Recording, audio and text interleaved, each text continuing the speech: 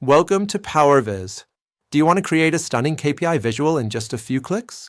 In this video, I'll show you how to use the KPI templates feature in the KPI visual by Powerviz. It's fast, easy, and extremely powerful.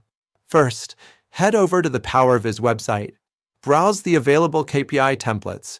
For this demo, we're selecting the one that compares monthly sales with last year's values, just like the visual you see here.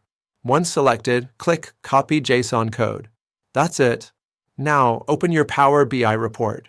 Add the KPI visual by Powerviz to the canvas.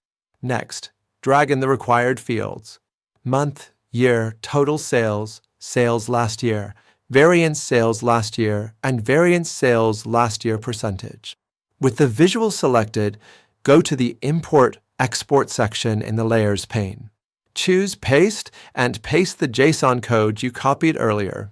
Click Next and now map the fields: month to month, year to year, total sales to total sales, sales LY to sales last year, variance LY to variance sales LY, and variance LY percent to variance sales LY percentage. Click Import, and just like that, your visual is ready. Let's quickly break down what you're seeing. The gray bars represent sales for the current year, month by month. The blue markers show sales for the same months last year. And the orange bar highlights the month with the highest sales, in this case, December, with $97,000.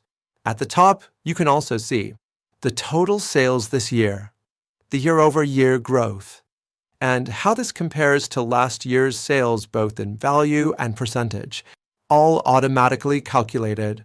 No DAX, no complex setup. Ready to try it out? Download the KPI visual by Powerviz from Microsoft App Source or directly from our website and start building data-driven dashboards in minutes.